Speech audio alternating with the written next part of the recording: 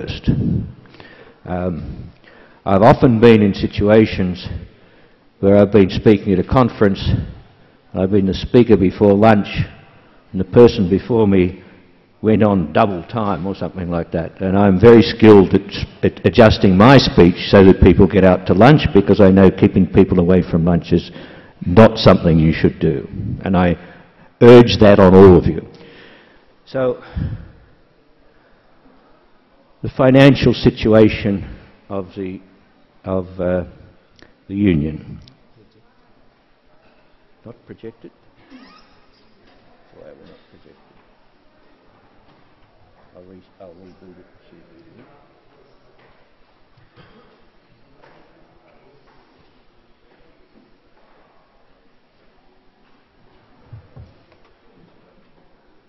Still not projected.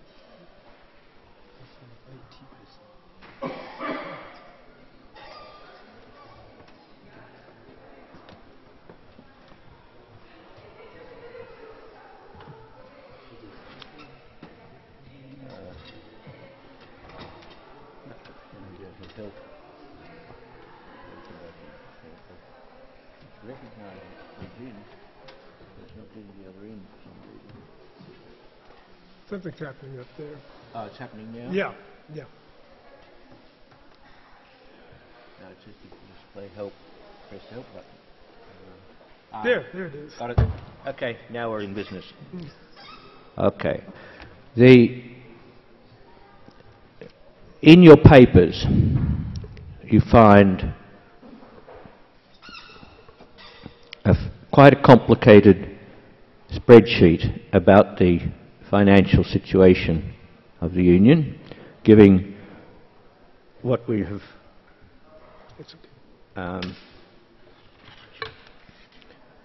what we've done for the last 3 years and what we're proposing for the next 3 years. Rather than take you line by line through that spreadsheet, although I will if anyone wants to, I decided to produce this summary. The present financial situation for the present triennium, looking at the 3 years as a whole, because we budget over the 3 years as a whole, and you can move money from one year to another inside the Commission, but not outside the triennium. So at the end of this year, if you haven't spent your money, you can't. Our income at the moment is 1.46 million euros over those 3 years, and by the end of the business of the year, we expect it to be a bit under 1.5, well above the budgeted amount. It's well above the budgeted amount for two reasons. One is the fact that there have been some increases in shares since the budget was produced, and the other one is the fact that Mitre has been very efficient in chasing down people who hadn't paid and make sure they get their payments in. The other side of your financial situation in any year is your expenditure, and the expenditure for the triennium is to 30th of September was 1.1 million, but we haven't yet paid NTU for the office, and we haven't yet paid for the GA. And those are significant expenses, and we expect to spend another almost 200,000 more euros. But we will end the triennium with a little bit more than we, spending a little bit less than we got in. So we would expect to put some more money into our reserves, bringing our reserves to around about 2.4 times annual income. And my goal when Cecilia got me to start reorganising the finances when I became President-designate was to get us back up to at least twice annual income in reserve. We don't maintain an overdraft. We keep so one lot of annual income in reserve is giving our own float to be able to put out expenditure before we get the income in. And the other half of annual income in reserve is because you'd never know what you're going to need it for.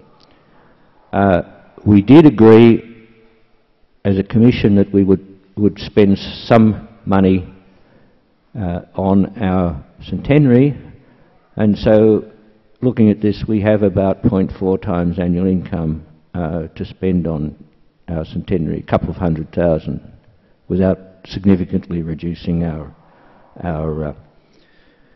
reserves. So I think that we're in a healthy situation at the moment. For the next triennium, recognising the increased rate of payment, we've budgeted for an increased income and we've increased the expenditure. And I'll tell you some details about that in a minute. These figures I haven't included another part of our income, which is the ICSU grant income, because that's money in, money out. And as far as we're concerned here, that's not much that we're on about. So this is a healthy financial position, particularly if you look at it compared with the situation at the beginning of 2012, or even worse, the end of 2012. And being in this good situation is a consequence of prudent budgeting, which Cecilia insisted that we do, and good financial controls that she wanted to put in place, and to Maitri for implementing that, and for, as I said, being very insistent with our members about when you're going to pay your money.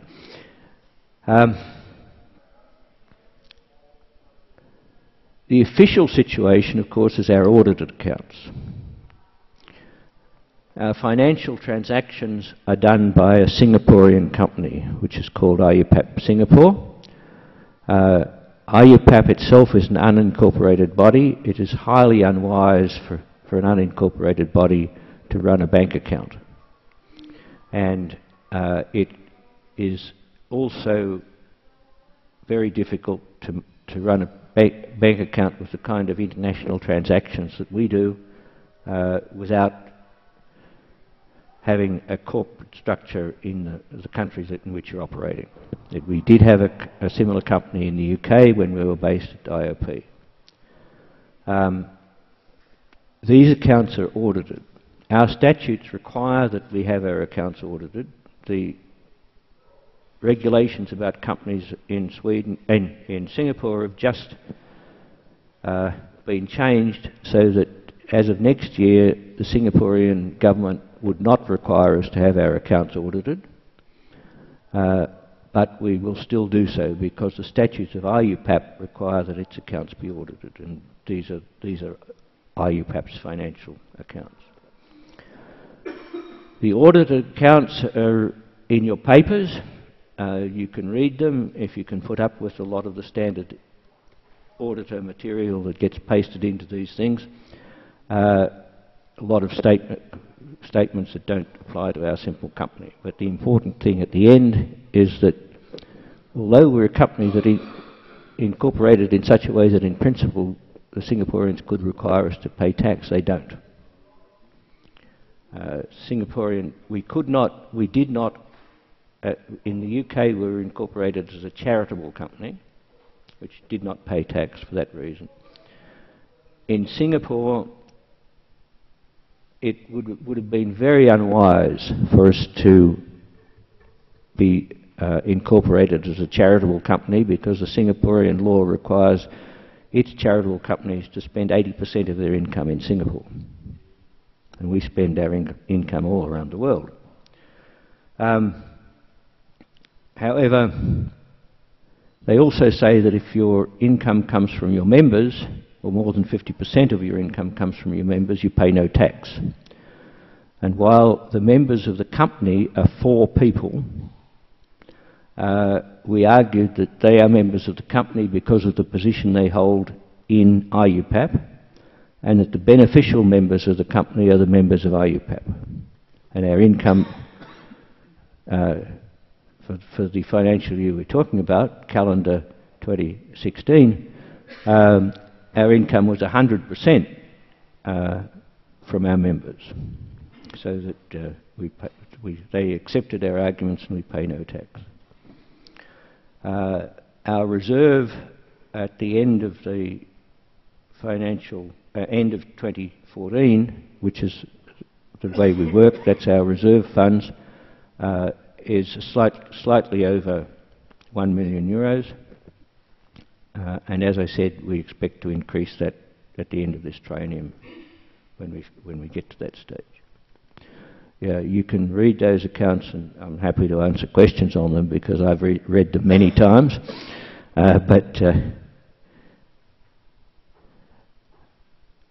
And let me talk about our budgets for the next year, because I talked about our current financial situation, our income and expenditure over the last triennium. But for 2018-2020, we expect, when we put in our budget, about 200,000 more euros than over that triennium than we had in the present one.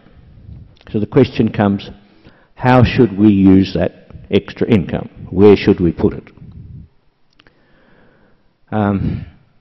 So the Committee on Finance and Policy makes the following proposals to you, which are spelt out in detail in the proposed budgets for 2018, 2019, 2020. First requirement is that we've made some promises about what we're going to pay with respect to the grants we've received from ICSU, and we've made some promises to Sesame that we will pay, be part of their program. So that is over the triennium is about 18,000 euros. We suggest that we should spend more on our conferences, including the International Conference on Women in Physics and the Developing Countries Workshops. A total of 55,500 of our extra money we're suggesting we put there. General assemblies are getting to be a bit more expensive, so we're suggesting we put 10,000 on that in case we need it. And as an experiment in the last triennium, 2015, 2016, 2017, we had only one meeting of CNCC in 2015, one physical meeting, and we tried to do another meeting by electronic means.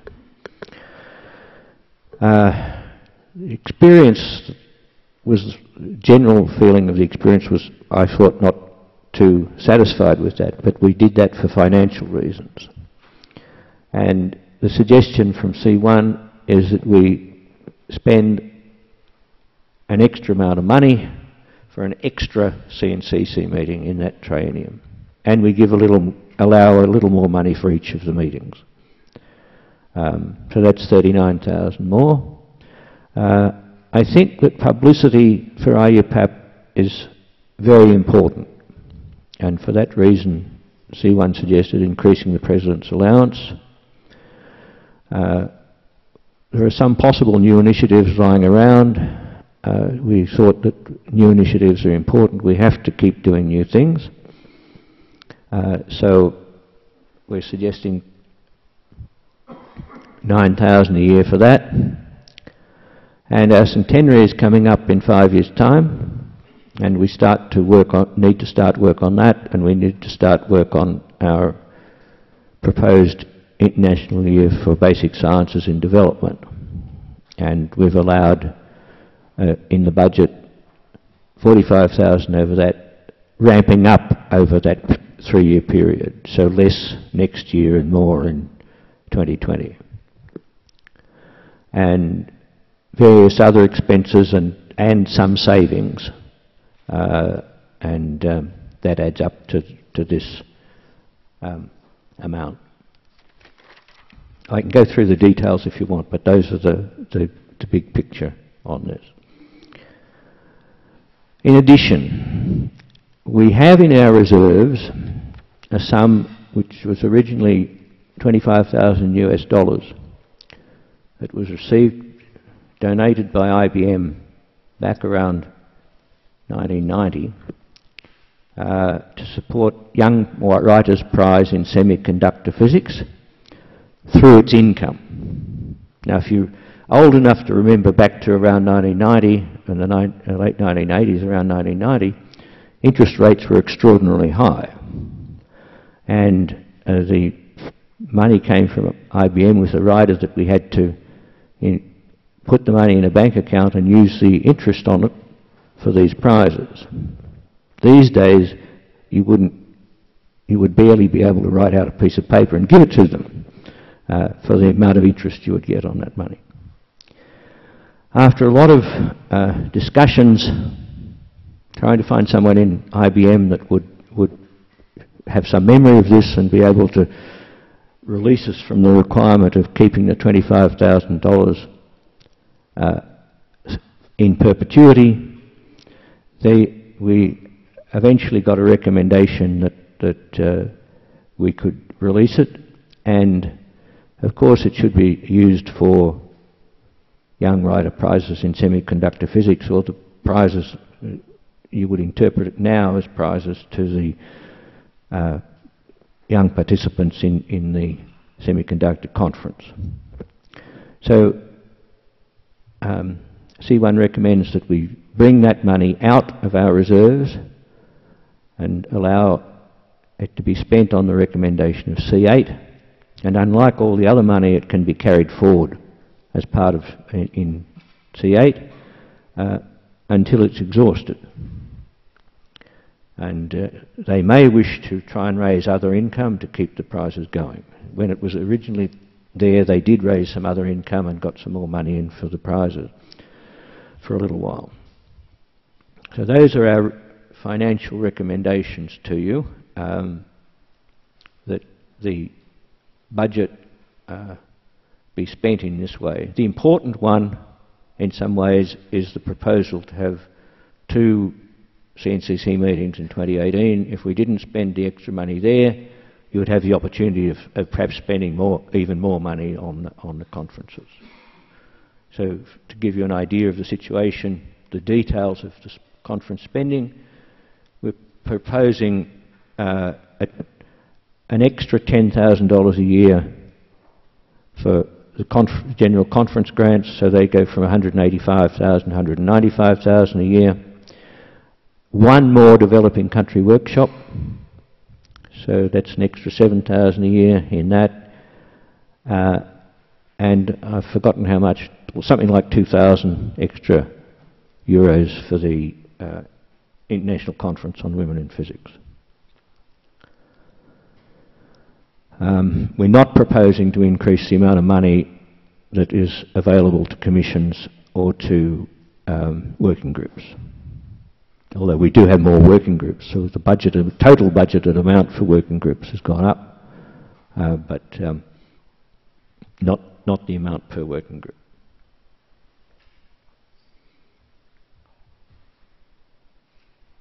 Does anyone have any questions about this? Either the income situation for an expenditure situation for the present 3 years that end this year, or what we're proposing for the future.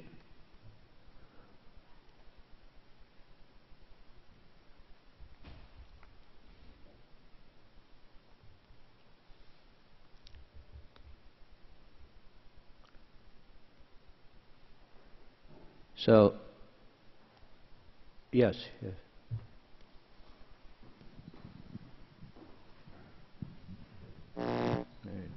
Firstly, I'd like to say thank you very much. The summary table is very clear in the documentation. However, it's still a little bit confusing to me in one respect.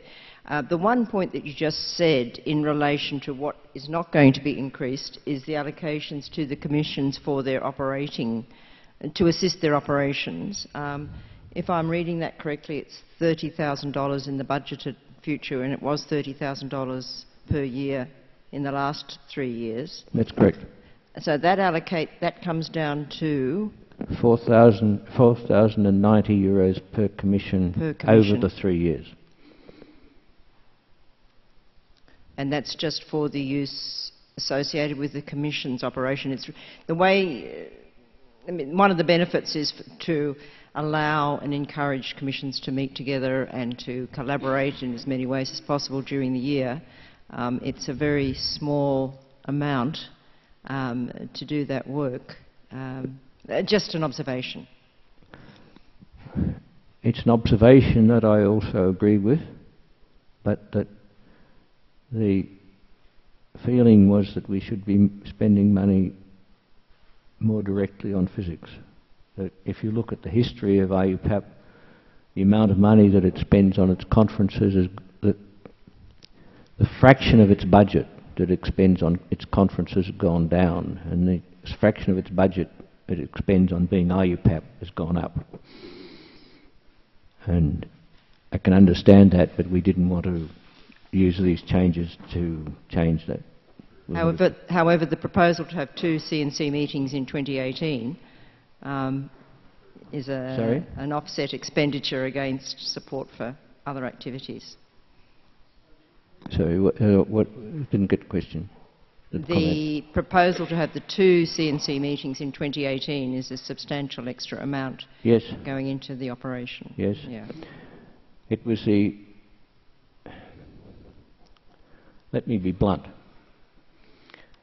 It was my experience that we needed to do something to better educate the Commission chairs about the operations of IUPAP as a whole.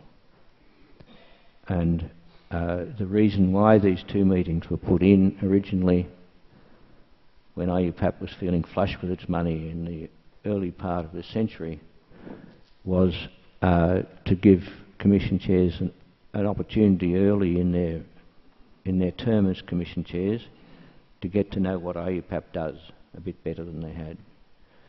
And that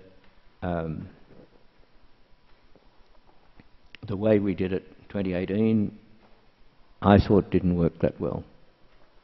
So I think we do, I felt that these were helpful to have this. If you think that we can make it work, we can go back and spend it otherwise.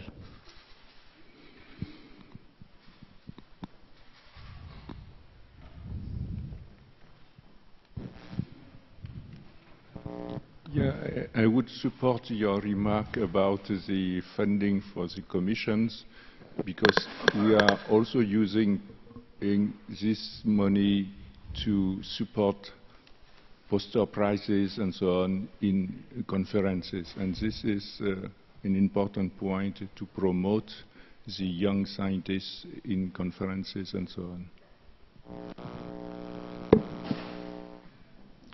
Another reason for the decision is that historically, and even in this 3-year period,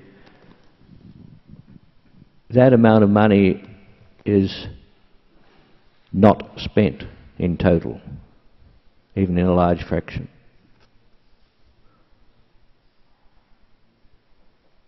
John.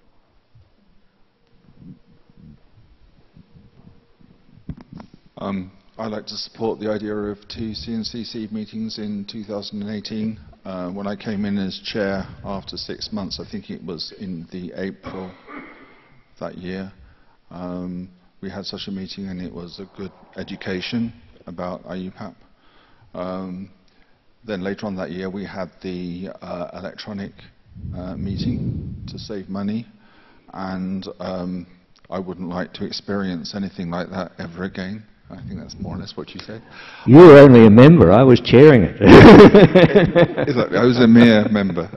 Yeah, that's right, so it's a good idea, and it's worth the money. And as you rightly pointed out, the Commission budgets are significantly underspent by almost a factor of 2 year on year, so I can't see an argument for increasing the Commission budget. That's 2 separate points. In a previous system, the commissions were never told how much money they had to spend, and they were never reminded that they, in principle, had some money to spend. So that was a way of, by design, that the commission funds were underspent. We've been consistently telling the commissions how much money they have. It's not much, but it could be useful from time to time, and some people do find ways of making useful expenditures of it. Deb? I'd just add the comment to that, that I think the money that commissions have is such a small amount that it's actually very difficult to think of any way to use it equitably across a commission, and I think that's in large part why it's underspent. Okay. Bill?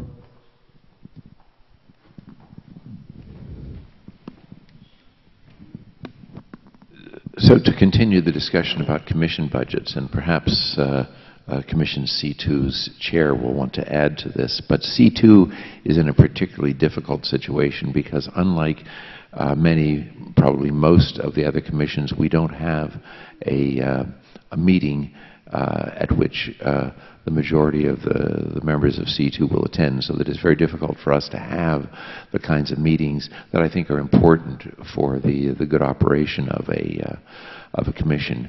And well, obviously money is one way of dealing with that sort of problem. It's not going to solve the problem entirely, but it is an issue. Do you want to add something, Vanderlei? You can read Vanderlei's comment in his report, but it says much what Bill said.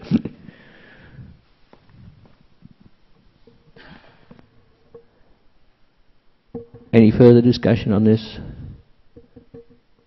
Okay. Technically, what this meeting does is make a recommendation to Council. So on this one, I'm going to propose that the CNCC meeting recommends the adoption of the proposed budget and recommends as proposed budget, but recommends the 2018 one as the firm budget for 2018, the one that sits. The way we work is that each year we agree on a budget for the next year, and we look at the advanced situation and say that still looks like what we want to plan for the next, what's left of the 3 years. So that what we have to do is agree on 2018 and think that 2019, 2020 look okay. But I do recommend to the incoming Council and the incoming President that this question be seriously looked at each year, so that adjustments can, if the financial situation seems to be changing, you need to make your adjustments straight away. You don't wait until the end of the triennium to make your adjustments.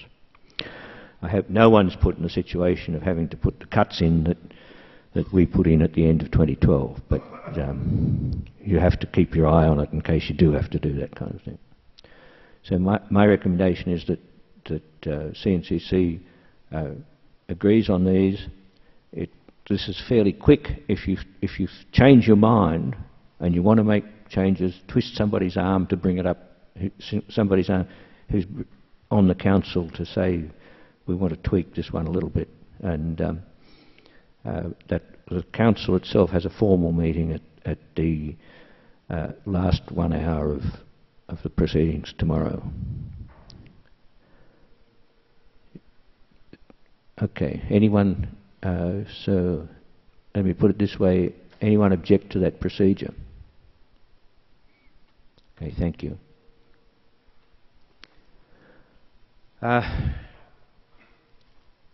The situation for members, we've been actively working, as the Secretary-General report said, to encourage membership, and as well as the countries that Quack mentioned, Edmar had visits to Kazakhstan and Uzbekistan to try and persuade them to join, and got enthusiastic responses that never flowed on. So we're in a situation where we're working on all these, and we can keep. There are other places we need to keep working on. Also, around about a month ago,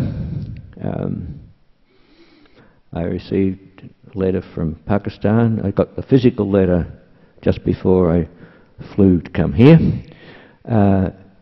but they have there's been an application from the Pakistan Institute that Pakistan's membership be reinstated. They were a member for 3 years back in the 1950s, and we've introduced a resolution to accommodate that request, which is, as we'll talk about when we get to the resolution. So work on bringing in new members continues, and now when we have a Vice President at large with responsibility for new members, I'm sure it will get a little more concentrated. Some members have financial difficulties from time to time, and we give them assistance in various different ways. Sometimes we waive the fees for that year when they have particular problems. Sometimes we give them a discount. So the current situation of assistant members is 2014's waived for Greece and Latvia, and 50% discount has been offered to Ghana up to 2017. Some members have indicated that they are currently having difficulties in payments, and these are what we're proposing. That Costa Rica said they were unable to pay the outstanding dues for 2016 or the 2017 ones, and we decided to offer them a 50% discount for those dues and the next 3 years. Cuba has not paid since 2013, and it submitted resignation of membership. And our suggestion is that we accept their resignation, but to accept it to date from the end of 2020. At that stage, there'll be more than 6 years unpaid. At the moment, they can continue to not pay fees and still enjoy the benefits of membership, and we see no reason why they should give up those benefits at this stage. Tunisia has only this year unpaid, but it is having great difficulty producing the funds, and we again would suggest offering a 50% discount. Greece, as I said, we waived 2014. 2015, 2016, 2017 are unpaid, and this is a very generous offer. You can decide against it if you think it's too generous. But the suggestion from C1 is to waive 2 more years, waive 2015, 2016, and a 50% discount for 2017 to 2020. And the Philippines are having difficulty finding the money from their fund-giving body to pay the 2017 dues, and we would suggest making a similar offer to them, 2017 to 2020, reduced by 50%.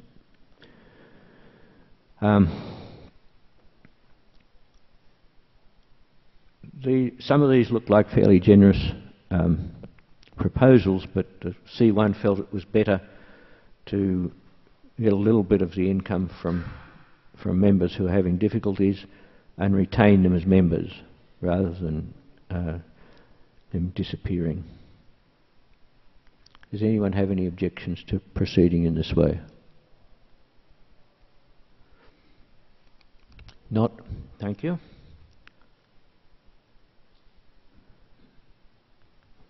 The other matter, according to the statutes, countries that are more than 3 years in arrears lose the right to vote. So the countries that are more than 3, less than 6 is because if they're more than 6 it's another matter. We will continue to send them invoices and note on those invoices that they do not have voting status until the past due fees are reduced to 3 years or less. And those countries are Cuba, which has put its resignation in partly for this reason, Ethiopia, Senegal and Saudi Arabia. So I think under the statutes we have no alternative but to do this, and we're just advising you that that's what's going to happen.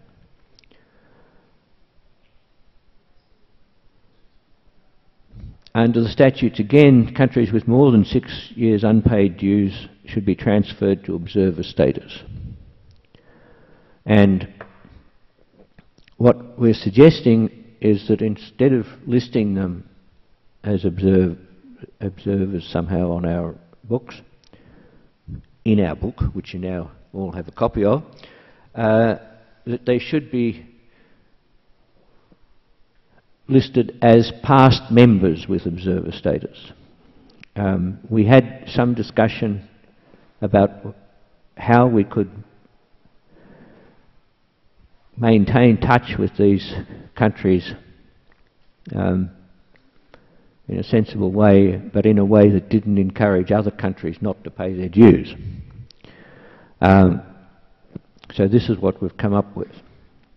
And we write to them, advise them that they've now been moved to that status, and say that if they request to reinstate their membership status, they should make that request to us. Strictly according to the statutes, they should pay past dues, unpaid dues, to be reinstated.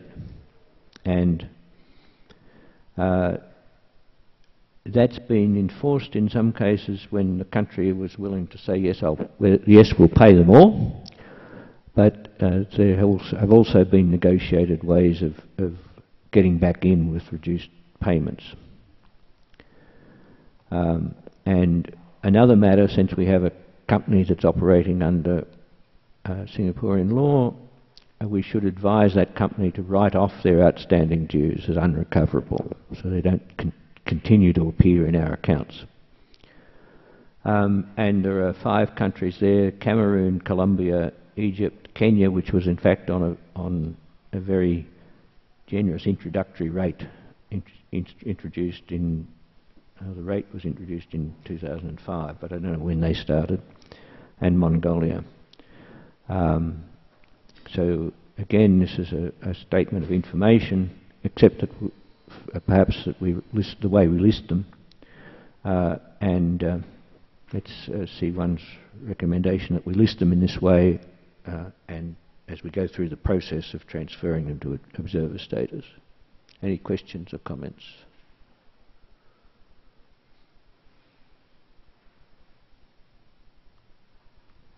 Okay, I said that we would finish for lunch in reasonable time, and I think I was probably a little bit faster than I should have been on that, but so if you want me to go back and to go through any of it in more detail, I'm happy to do so. We've got 15 more minutes to lunchtime.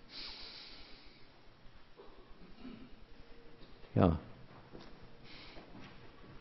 Beverly. Yes, since we have a few minutes, I noticed that almost all the countries in arrears are developing countries that we want to have connected to IUPAP. Is there any plan afoot to try to make it, keep them in IUPAP in some way beyond, not beyond, or is the discussion just about dues, or is there more of a kind of recruiting or interaction with them to inspire them to find the dues, or some reduced rate or something? In most cases, we attempt to have discussions with them, and in some cases, usefully so. In other cases, in spite of all attempts, they simply won't talk. Whom do you interact with in these countries? We interact, first of all, with the people who were originally the liaisons. We interact with the physical societies in these countries. Those are the principal interactions. Some cases where we have appropriate contacts, we'll interact with the equivalent of an Academy of Science if they have one. So we interact where we can. And we have to, I quite agree that we have to find ways of structuring our offer to them so that it becomes attractive for them to stay in. And in some cases the situation is such that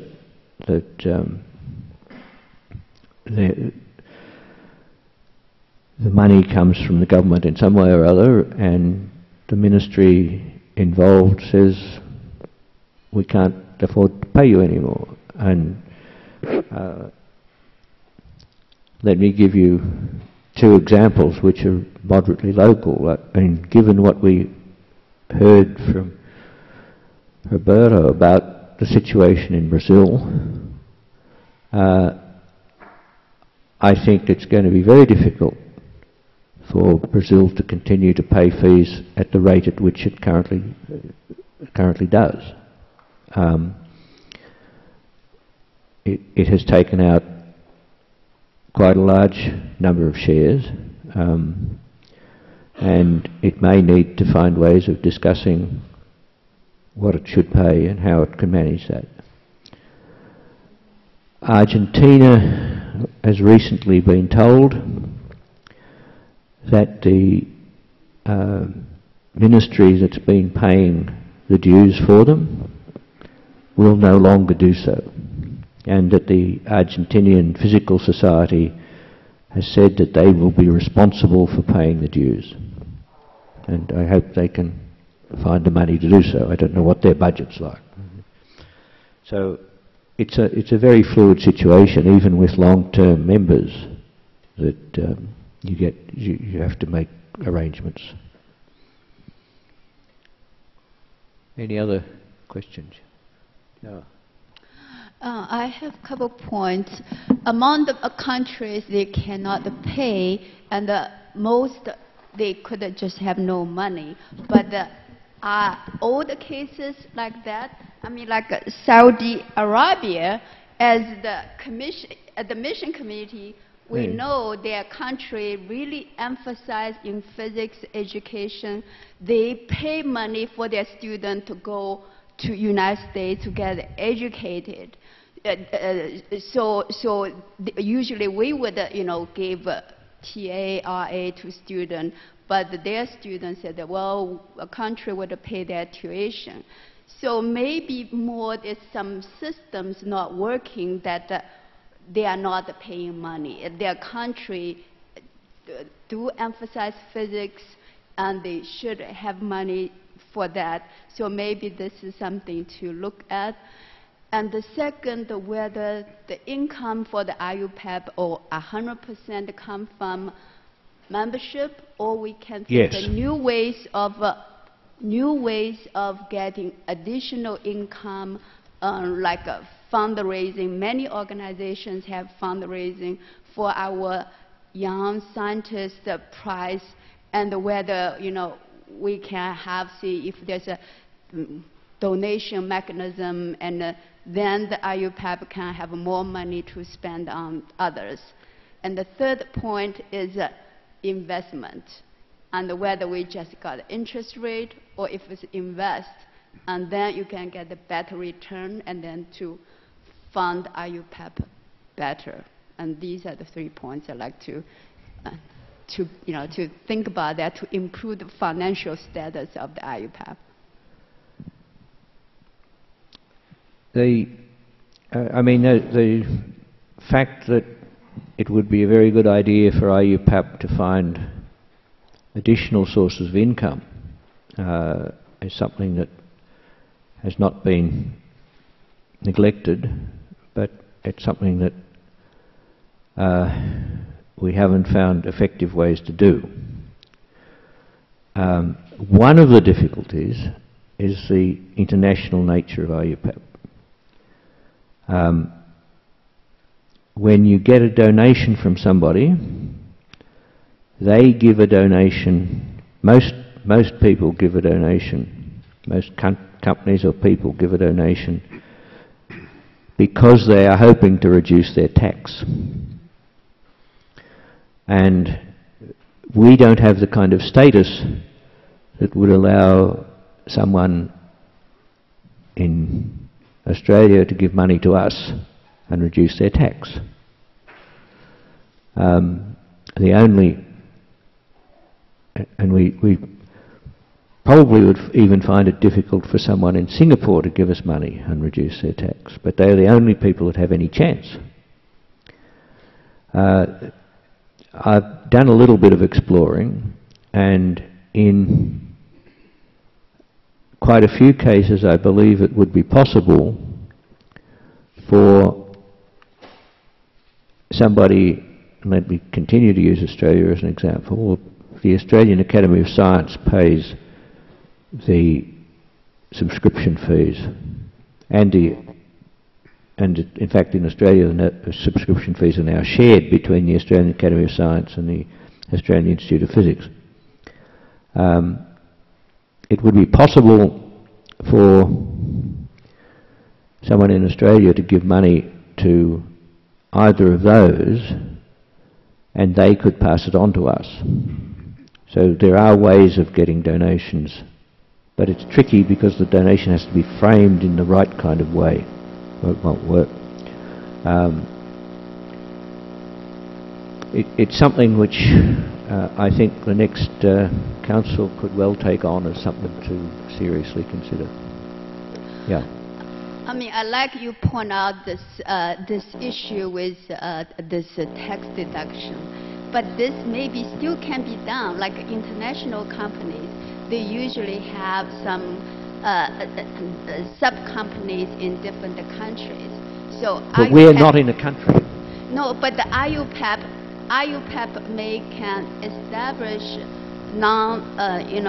that is how to say, profitable organization in the member countries, so they can donate to that country and get a tax benefit. Each one of those costs you a not insignificant amount of money. You have to be sure that you're going to get the money back through the donations. There are various things you could do, but they're complicated and they need to be thought through very carefully before you decide to do them. John.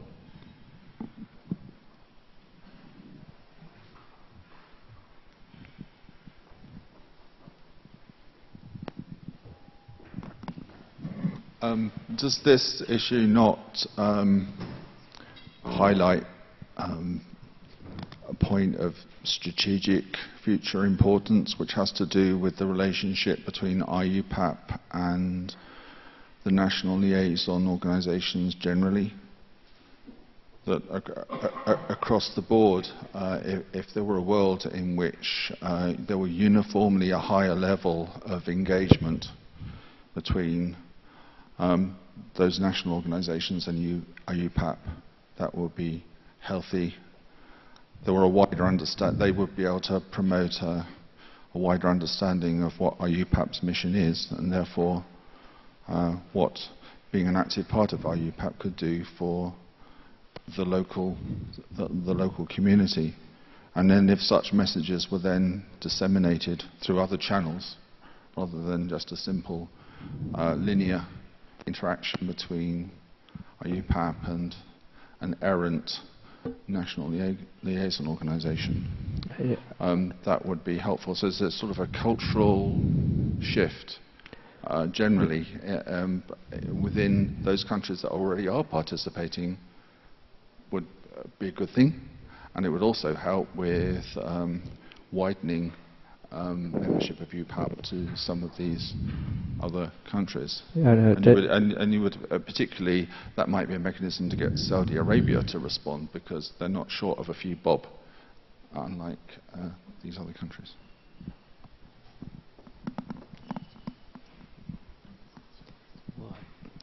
May I say something?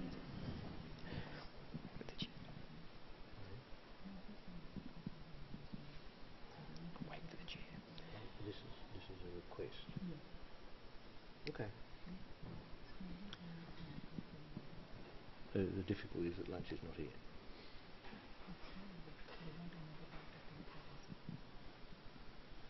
Okay. Okay. Right. Just one more question on this because we need to move on, and I'll explain why in a minute. Okay.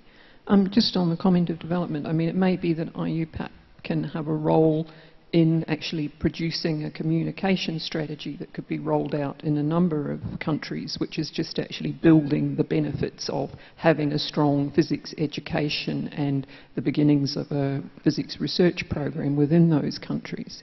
Because if the liaisons in those countries are finding it difficult to raise the funding, then it will be because there isn't that perception of it being beneficial. And clearly we have loads of resources across all the commissions about how physics is a good thing in a national context. So it wouldn't be that much effort to put together an appropriate package of communication and working with liaisons to actually get that to the right people in governments in those countries, etc.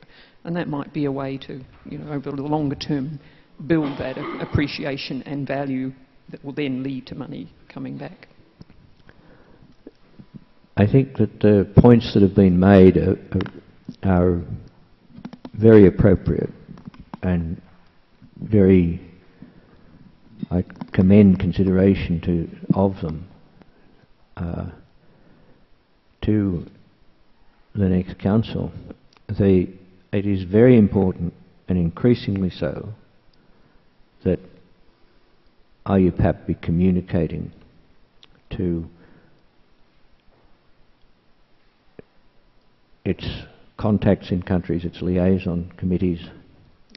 It needs also to communicate to physicists in those countries. The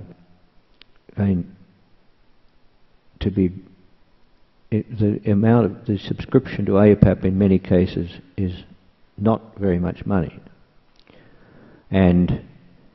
but everybody has to make a decision about, as we've just been doing, about how you're going to spend your money and what your priorities are. And they have to decide whether this is one of their priorities or whether it's not one of their priorities. And so we need to be communicating not just to the liaisons but to the physicists to help them, the physics community in the country, decide that this is something that they want to do. We also need to be, as you point out, Deb, need to be communicating the benefits of education in physics to the country as a whole. So there's a lot of communication that has to be done, and it's I think one of the things that in its recent past IUPAC has not done very well at all, but I think it's getting better, but it needs to keep improving on that. By the way, Bruce, I think that the Life Sorts project is a good step in that direction. A large part of their effort during the 3-year period is going to be in communicating to physics communities in those developing countries where they're going to be active, and also with people in government. Yeah. So let me bring to a conclusion this discussion about members. I think that the points made about communication to the members, to the liaisons, to the physicists in the countries, is very important. And certainly I think it needs to be followed up. I have just received a note that our hosts request that we delay lunch until 2 p.m. So we will now move to the next part of the agenda. I hope you managed to find something to eat during our tea break or brunch break or whatever it was. And there are various commission matters, and so let's start working through those. What I have done is select some points, and there has been some points requested to be talked about, and I've selected some points from the reports that I wanted to put down here. And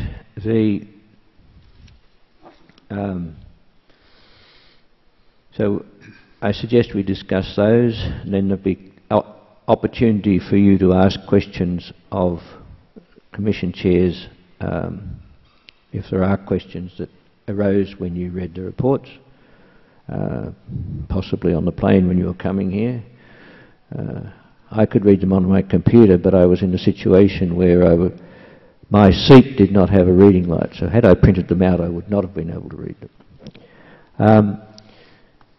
What I picked out, first of all, there were suggestions from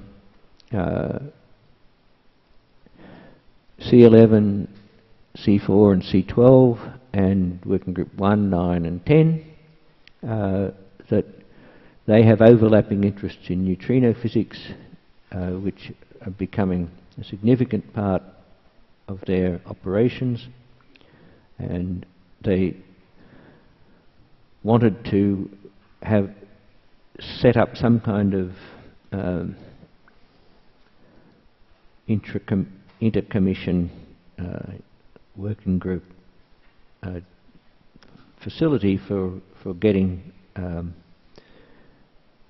accommodating these overlapping interests and talking to one another about these overlapping interests.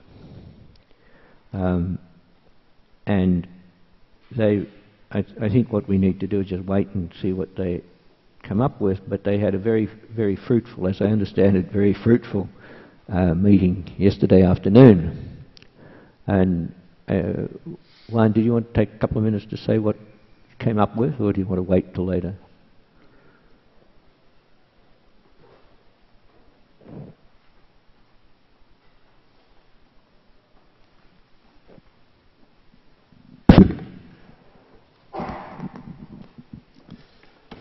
So just let me a bit introduce the whole story of the situation on this panel. So the thing is coming as in 2013, the Working Group 1, which is ICFA, set a working panel to... Sorry, Juan, can you put yes. the microphone closer to your mouth? Okay, better now? Yeah. Okay, so I was just trying to refer to give a story perspective about why we have arrived to this situation. So that comes because in 2013, under the supervision of Working Group 1, ICFA, they set a panel to study the neutrino experiments which were based on accelerators.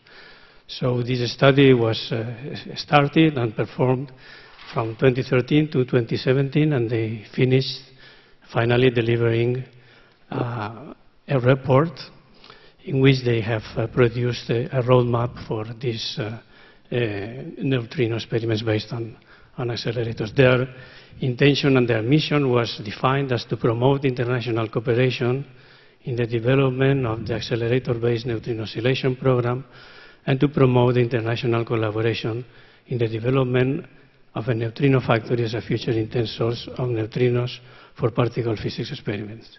So that is a report which was produced and has been finished, and delivered and adopted by Working Group 1. So now this team has, was feeling that the field of neutrinos is much broader than all the experiments, all the experiments that can be done on accelerators, and they wanted to extend the study. And to extend the study, they felt that that there is need then to cooperate with other commissions, which were for astroparticle and nuclear physics.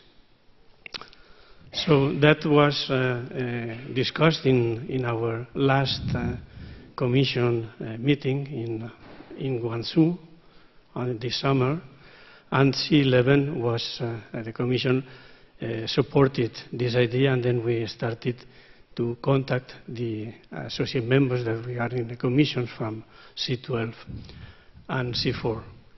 And then we agreed to have some discussions by email and also to have this meeting that we had yesterday here.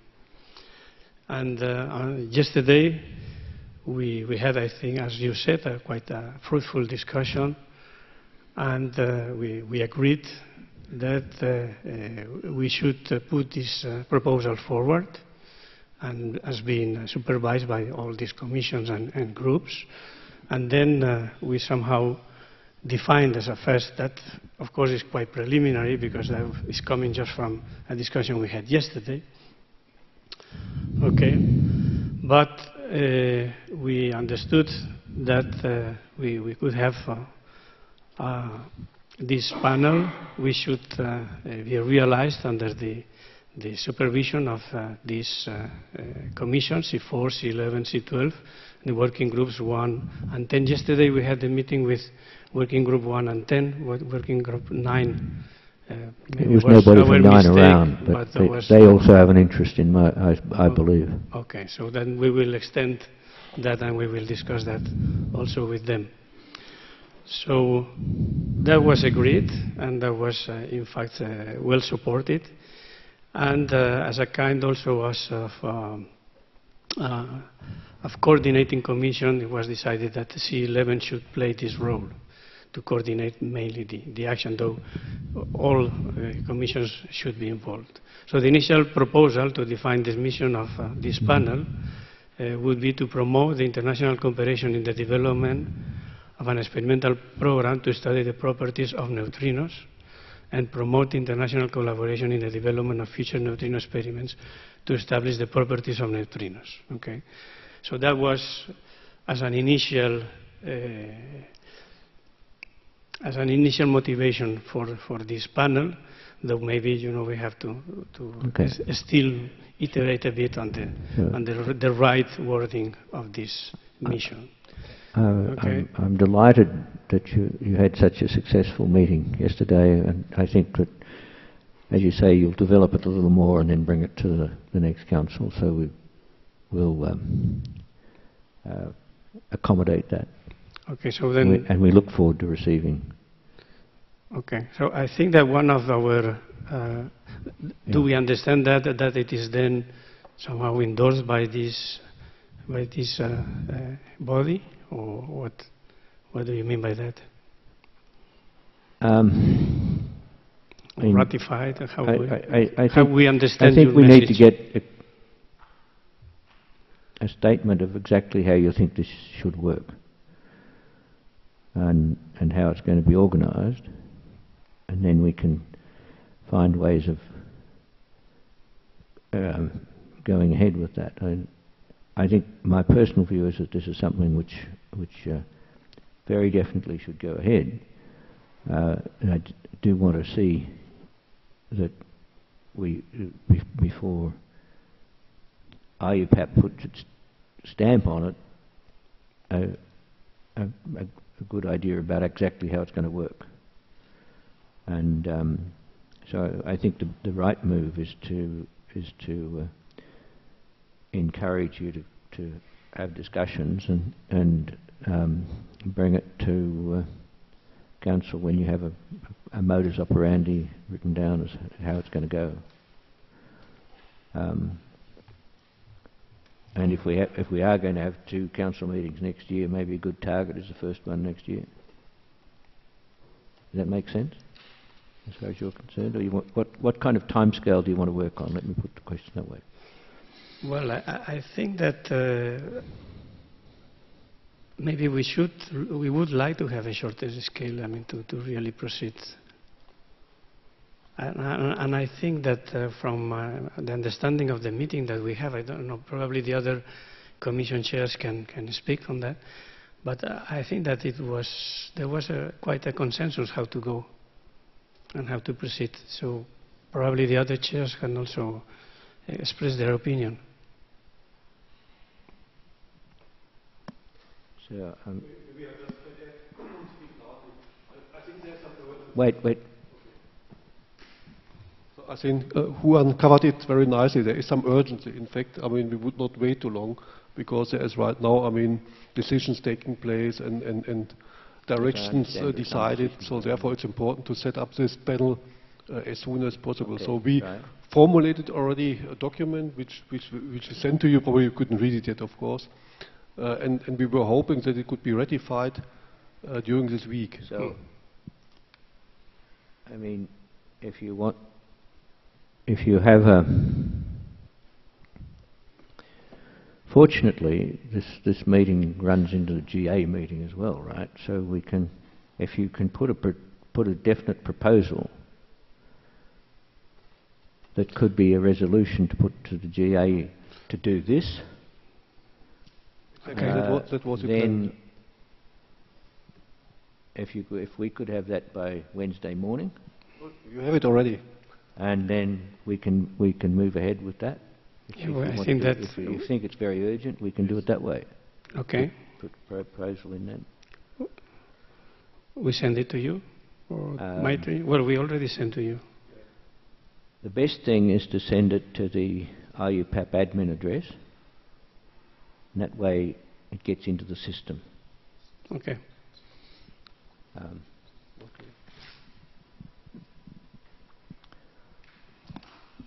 Okay, that's that one, and I'm very pleased with the progress along that. I think this is a very important area of physics, and it's one which I'm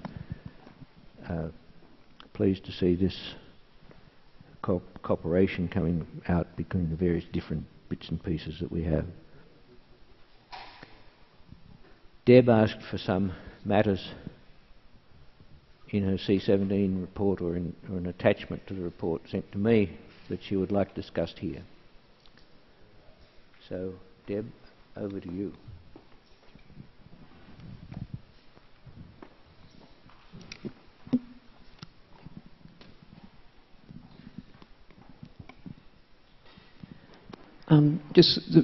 We had our commission name change at the last General Assembly, and at the same time we needed to have a change in our Article 1 of our mandate. We do have a form of words which is approved now, but I wanted to have another couple of a conversation with Sunyuki Ozaki, and we will actually send that during the meeting, and hopefully that may be ratified. In terms of the Code of Conduct for Conferences, this was actually raised with me with a postdoc in my institution who had attended the Women in Physics conference and was surprised to find that when she asked what the conference's Code of Conduct was, there wasn't one, and Bruce has subsequently told me there is one. There is one. But it would seem that it may not be in general use. So this, and Bruce did suggest that the one that Sarah had passed to me, which comes from astronomy, is actually maybe slightly better than IUPAP's. I think it is, but I would prefer, personally, I would prefer to see the one that we devised last year be used. And then we see whether it's regarded as adequate or not. Sure. So the message is that we devised that only last year. It was supposed to be put on conference websites. I have no idea whether it was or not. And so we do have to make sure that it's better highlighted on our own website, and that it's, I think it's there, and that it goes into, strongly worded into the letters that Ridzani writes to the people proposing 2019 conferences that have been accepted. So that's, I think this is a very important matter. The conference that the National Conference on Accelerator Physics was the one whose code of conduct I leant heavily on when I was helping provide this one. It's again a shorter version of it, but I think that we need to as I said, personally, I'm open to people saying no, let's go ahead and change it, but we need to see how it's working at the moment, I think, and get the one working there that we've got. As you said, someone went to a conference and discovered it was there the wasn't Women one. in Physics now, whether conference. was it an IUPAP conference they went to? Yes, the IUPAP Women in Physics conference. Yeah. So that's a different kind of conference. It doesn't get to tell it. We don't tell it to put this down. We should. but maybe these things are all part of a larger issue of actually just issuing more explicit instructions to people who have conferences sponsored by IUPAP of what their responsibilities are. The problem, part of the problem is, for this particular conference, is that it's not sponsored in the usual way. You don't come up with agreement to support this conference under the Ruzani's list. It's completely separate. But I think it may well be an issue of other conferences. And IUPAP sponsored. maybe it does need to come back into this system, but it hasn't. There's an advantage in it being completely separate, and it gets significantly more money. I don't think it's significant, the particular conference. I suspect that many IUPAP-sponsored conferences... I suspect you're right. I haven't done the survey, and I haven't asked for the survey to be done, so perhaps it's something we could ask to be done. So it's just to raise the issue for that. On the third one, this is picking up on a discussion that we had at the last Council and Commission Chairs meeting, that when we were finalising our 2017 Young Scientist Prize, we had the same issue again of one of our prize winners actually being the senior member of the group, the last author on the papers now, rather than... Sorry, Deb, you've got to hold the microphone close to your mouth. Okay. Rather than being a higher order author, for young scientists, we'd expect some, first authorship papers to be the main papers for the prize. And when I was looking at an alternative to what was suggested last time as this sort of 10 years from start of PhD, I actually noted that most early career physics prizes actually use 6 years postdoctoral cut-off rather than our 8. So a suggestion would be that we might phase in over the next triennium a reduction from 8 years to 6 years postdoc to hopefully achieve more of the people receiving our prizes being at that earlier stage of career. And I know with discussions with other commission chairs that some commissions actually achieve that just by deciding not to give those people, the people who are the senior member of a group already, not to give them the prize. But that hasn't been the way it's played out in our committee process. The committee has wanted to give the prize to the person with the best sort of track record of excellence in science, whether they be the senior member of the team or not. So I think it's a general issue for us as to where we think the Young Scientist prizes should be targeted, and so if a majority are quite happy that the prizes actually go to somebody who's already a professor or an associate professor and leading a group, then this is not an issue. But if we generally agree that we would want to have these prizes go to people at a slightly earlier stage in their career, then I would suggest that we should be shortening the time, and 6 years does seem to be a common time, particularly in the European system. So. What is the reaction of other commission chairs? Bill?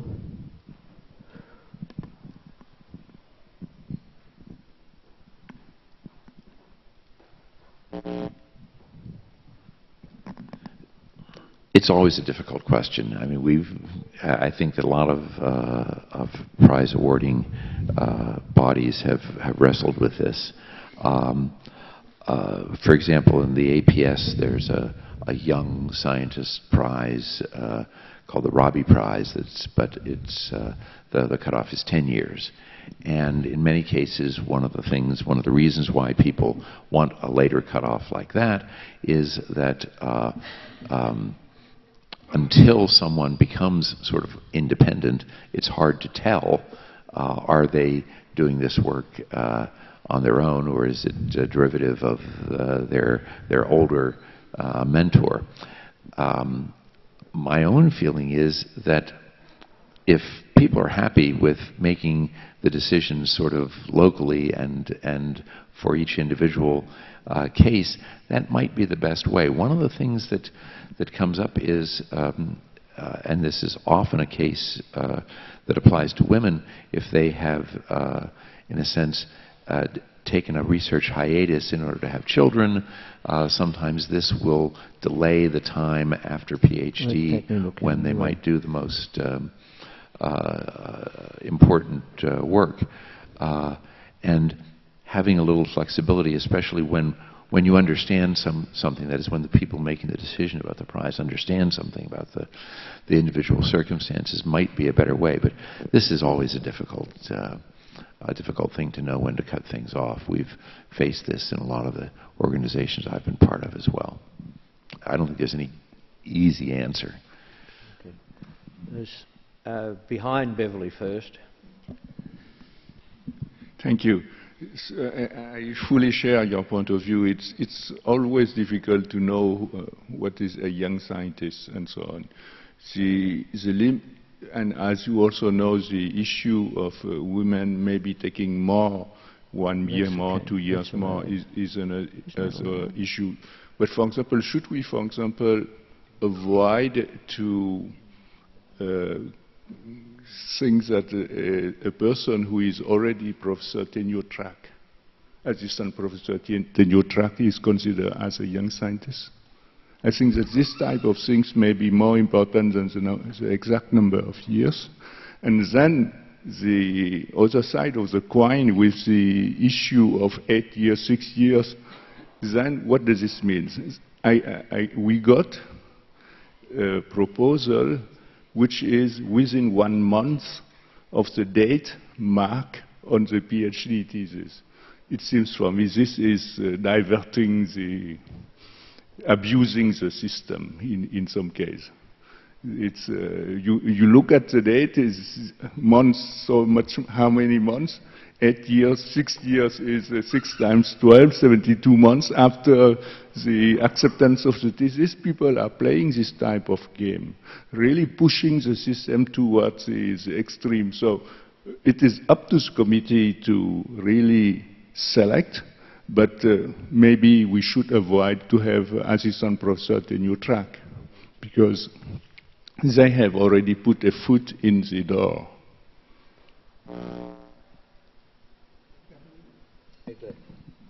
Yeah, I just wanted to make a couple of remarks, because we offer one of these even though we're an affiliated commission. When we count our 8 years, it's 8 years of research after the PhD. So if somebody, and I think that must be the way everybody's language is, isn't it? Because if somebody has a gap for whatever reason, that doesn't count in our 8 years.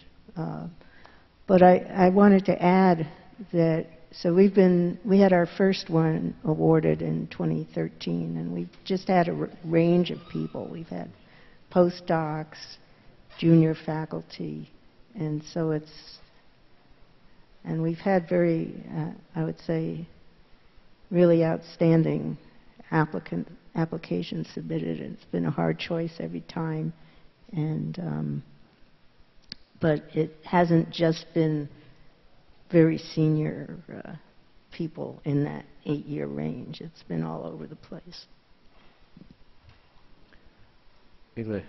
Before you do, though, let me make a comment that the rubric that we have for the Young Scientist Prize says that successful candidates will have up to 8 years of research experience following PhD, excluding career interruptions. So there is a provision for career interruptions already there.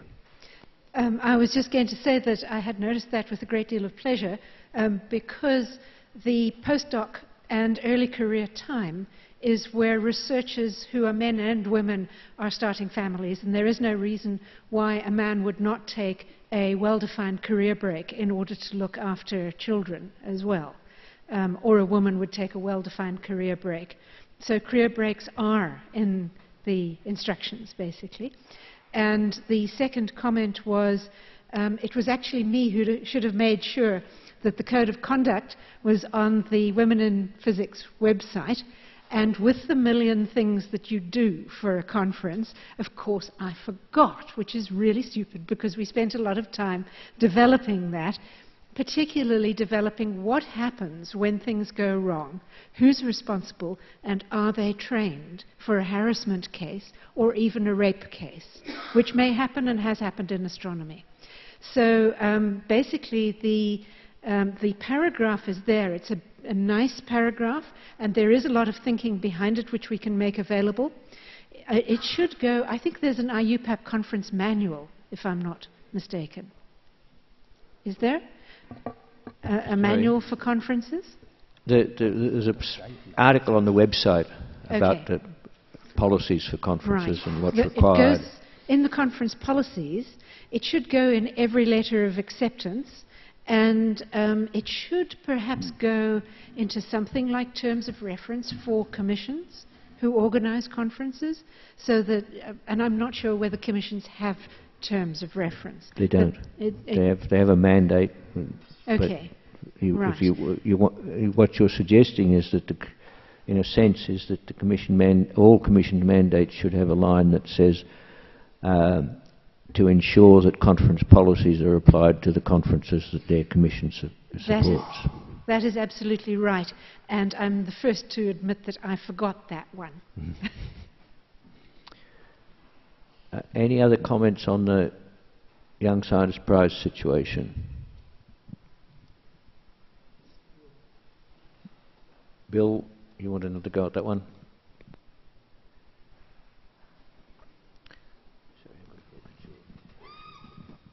So just a couple of additional comments. It's difficult to put a specific rule about whether someone is tenure track or not, because a number of the people that we might be considering for these prizes aren't following that particular academic route. They may be in national laboratories where that's not part of the system, so we have to be careful about that. The other thing about interruption of careers, particularly due to family issues, is that while it's absolutely true that both men and women should take advantage and should be able to take advantage, the reality of the matter is, at least in the United States, is that people who do so are often disadvantaged when it comes to tenure time. And we can decry that, but nevertheless it's a sad fact. And so very often people do various strategies to ameliorate the effects of this by cutting down on the amount of research they do, not really taking a hiatus. And I just feel more comfortable if the people making decisions about these prizes have more flexibility. Can I get a feeling for whether chairs would support the change to 6 years from 8? Any, as a straw vote, not minding, who wishes to move over time to 6 years? Commission chairs only, because there are people having to make the decisions.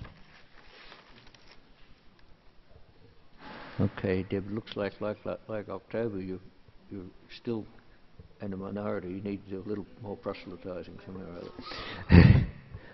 other. Your next item was contents of the newsletter. Microphone over here, please. Can you leave one with Deb until we finish this item, and give the other one to the other speakers? Okay. this was another item that we discussed at our meeting at Clio Pack Room among the Commission members. And there was a sense in which if we had some prescription about what was in the newsletter and a thinking that we didn't necessarily have to be generating copy ourselves, that in terms of the sort of very high quality articles, etc., that are generated by a lot of the physical societies around the world, that we could actually just be collating information about that, so that we would be playing a role in an international context of overarching and making people internationally aware about what's going on in the sort of national and regional level physical societies.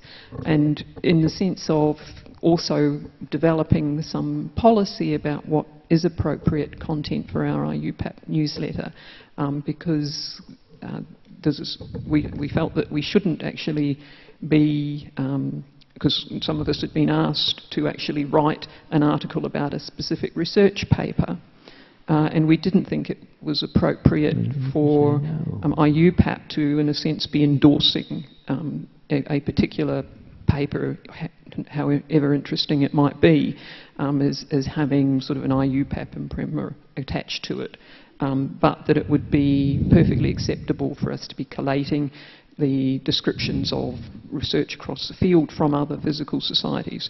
So just at some time in this meeting for people to have a think about, and for us to maybe have a discussion and comes to some agreements about what would be the best content in our newsletter to make it interesting to people and for it to be valued, and certainly a first suggestion that some element of collating stuff from around the world would be in our remit because we're the international union.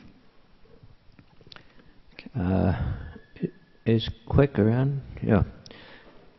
As a de facto editor of the newsletter in some way, do you want to make any comment?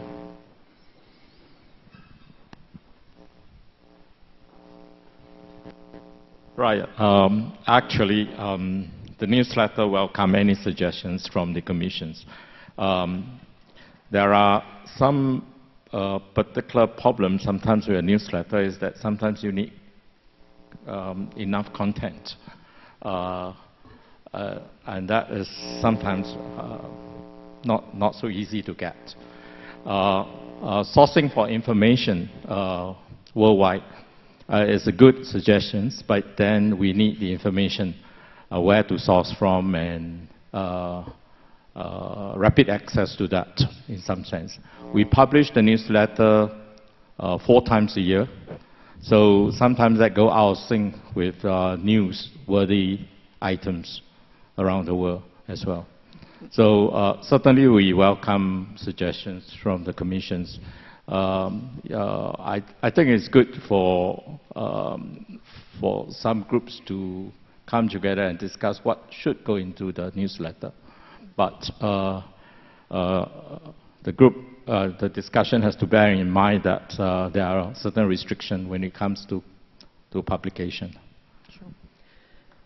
I think it would be a good idea, though, if we had a timetable, because it's quite reasonable for each commission to contribute some kind of report which could include largely a collation of interesting things that they want to draw to people's attention, which could essentially be a list of websites once a year. And if we have that sort of calendar, then people know it's a responsibility, and then it becomes, you want to have some surety that there's going to be a general kind of list of content of the newsletter that you can have each issue. And yes, you'll have something interesting pop up, which will be your, the thing that you put in the newsletter that wasn't predetermined in terms of a sequence of content. Yeah. So that, I think that's point noted, and I think we'll try and craft out some form of timetabling, which is good. I also manage the AAPPS news bulletin, and I know how hard sometimes it is to stick to the timetabling. People just don't respond until the very last minute. So it is impossible sometimes, even if you tell them, okay, by this deadline, please give me your report. very often they will say, okay, I forgot about it, give me another 3 more months. So I encounter that a lot. And in the end, sometimes I have to recompile the whole thing. We're in the process of appointing a Vice President at Large with responsibility for outreach. And one of the responsibilities of that Vice President is going to be looking over the newsletter. So I think that this will be valuable input to Vitaly when we finish the appointment process. And I invite everybody that has suggestions about how to manage the newsletter and what should be in it. It's not just a soapbox for the President. And to provide your suggestions to Quek and or Vitaly, and we'll proceed for there. I want to commend Quelquefois for insisting that we had a newsletter and got it going. I think it's been a good move, and I think it's, as we've been producing it over the last 3 years, I think we've been improving it, but we can always do better, and we welcome suggestions, and I suspect we welcome copy as well, although extracting copy is often harder than extracting teeth. You have one more item. The last one is at least sort of formulated, but just to raise our responsibility to supporting careers in physics. I think there'll probably be different perceptions, but in terms of the increasing insecurity of employment for scientists, I think is an issue that we should be considering. You know, it's well known that if you invest time in learning very detailed information which has application in a very narrow region, then you are very exposed. And part of the way that was dealt with for some of us who are well on in our careers was we had an expectation that when we made that investment that we would in fact be able to work our way into a job which would be a lifelong job. Now that situation is no longer the case for most of our early career physicists now, and they really, you know, when you talk to early career people, particularly in postdoc part of their career, they really, many of them feel very exploited. They feel that they are working very hard, doing good science, and that the credit for what they do is quite often taken by senior members of the group, instead of the senior members of the group playing their role as their mentors and acknowledging their contributions and their leadership in the projects in which they are active. And I think that this is something that IUPAP should take a leadership role in terms of really just letting our younger scientists, our early career scientists, know that we give a damn.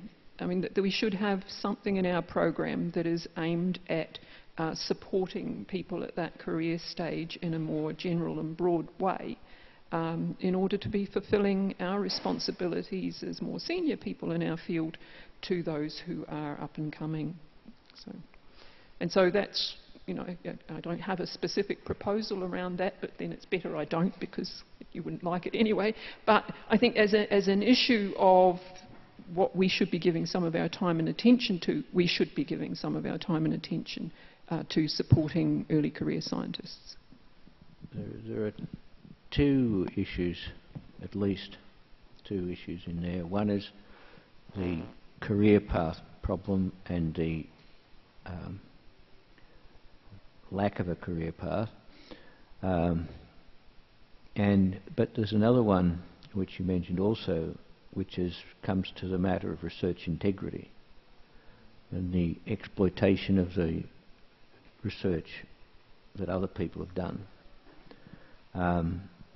There was a very interesting survey quite a long time ago now, probably 10 years or so ago, by the APS. I think it was the APS, not the AIP, but I'm not sure, on the problems of research integrity in US physics departments. The summary of the outcome in 2 lines was that the heads of department thought there was no problem, and the junior staff members thought there was a very serious problem, in that the graduate students and the postdocs, there was a significant fraction of them that felt that they were being exploited and their work was not receiving adequate recognition from their supervisors.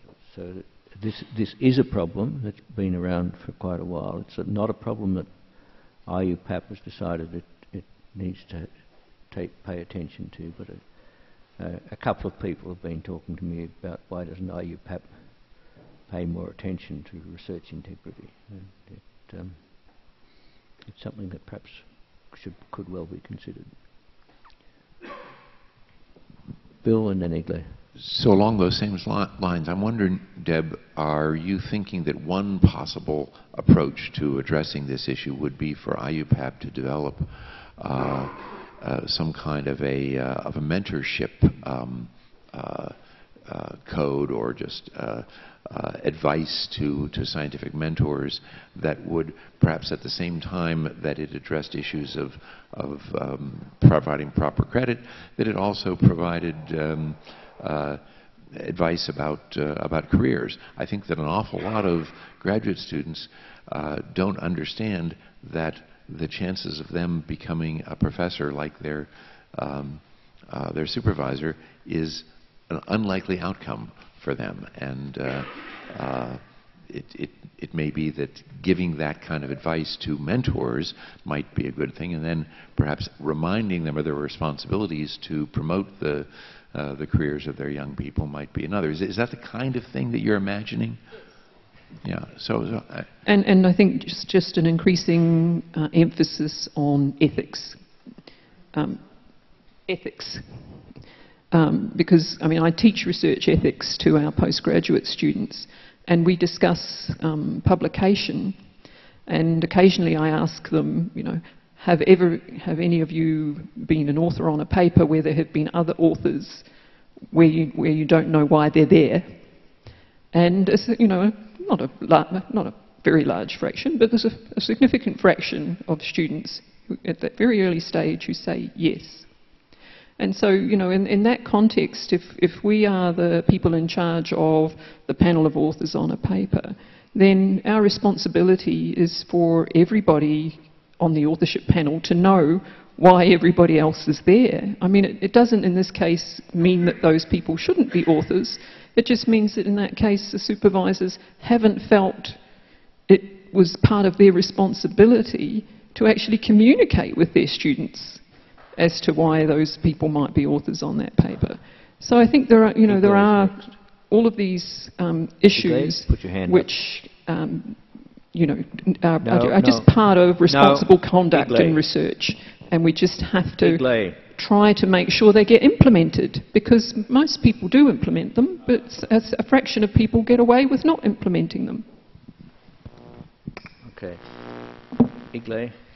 The issues that are being discussed, particularly exploitation and co-authorship, are ones that get raised with Working Group 5 at its conference.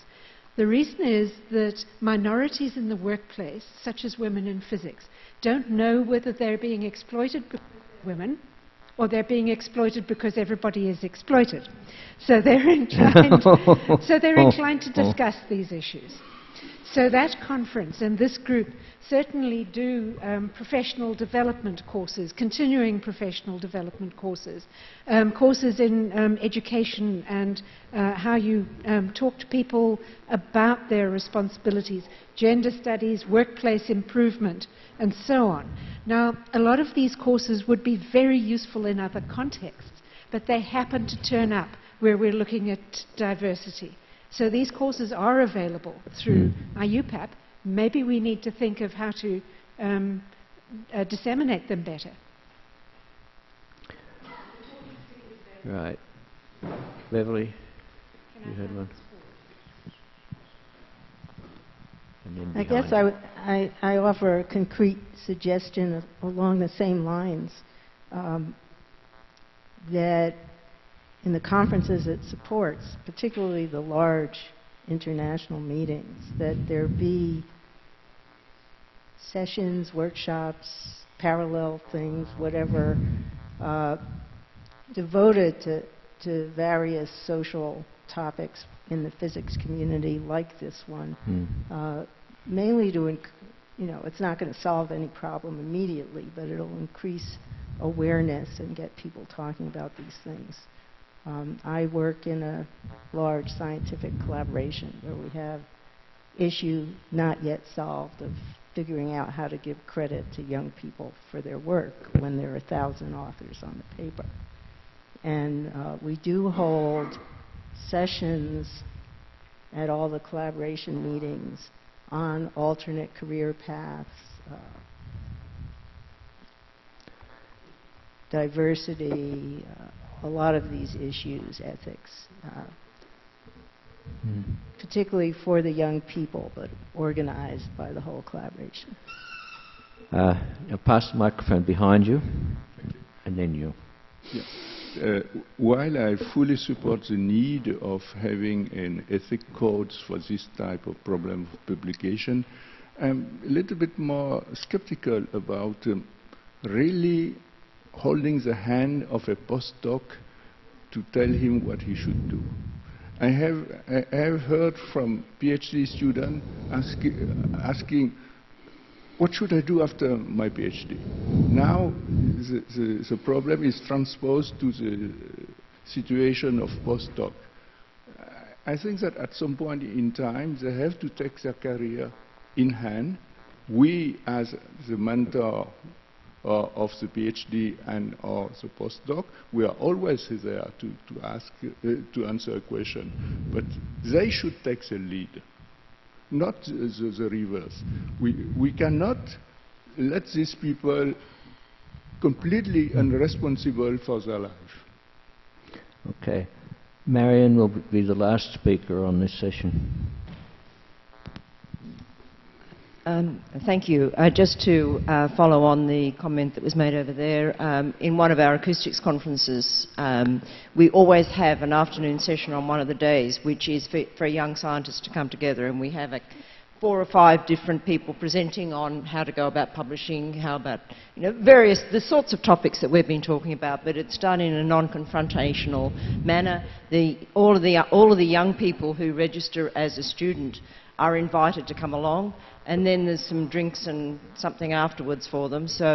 And that's very well received. And the other benefit of that is that a number of older people do these presentations, and so then the young students become familiar with them. So it's a win-win on a number of different aspects. So I can thoroughly endorse it. Only takes a couple of hours on one afternoon. Right. Let me try to bring the discussion to a close on this. I think we've heard a number of good suggestions. I think that we do have a proposal that we'll hear about from the next speaker, who will be after lunch, in the Working Group 5 report about a general session on these types of matters, but specifically towards women in physics, and expanding that towards some of these other mentorship and ethical matters could be useful. I think there are a number of suggestions there. The suggestion that I would add is that you need to make sure you're not just talking to the converted. You need to, and particularly on many of these issues, it's the senior people that you need to convert. So thank you, Deb and C17, for putting all these suggestions about things for us to talk about. I think it's been a very useful discussion, and there are some things we'll follow up on that, so that's, I'm sure the discussion will continue in many ways. Now I've received a note that we don't have to keep going until 2 o'clock, that things are ready for us. And that's a good timing, because the next item is to go to the reports of various different working groups, and so this is a good time to close the present discussion and come back after lunch to have working group reports. So I ask you to return at 2:50, 1 hour break.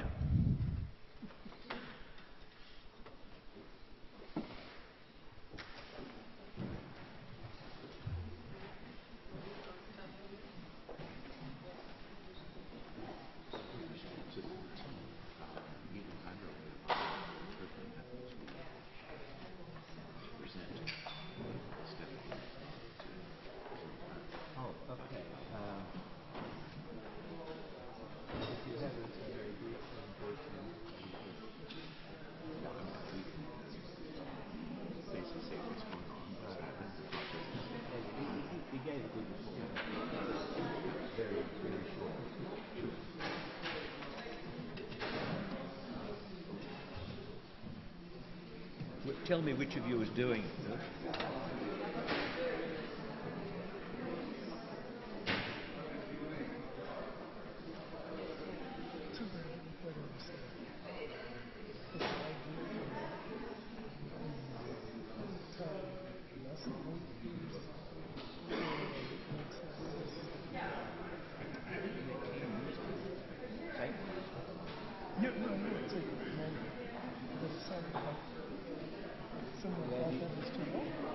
Yes, there's a difference.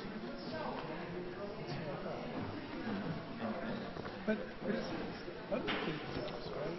That's the 2006.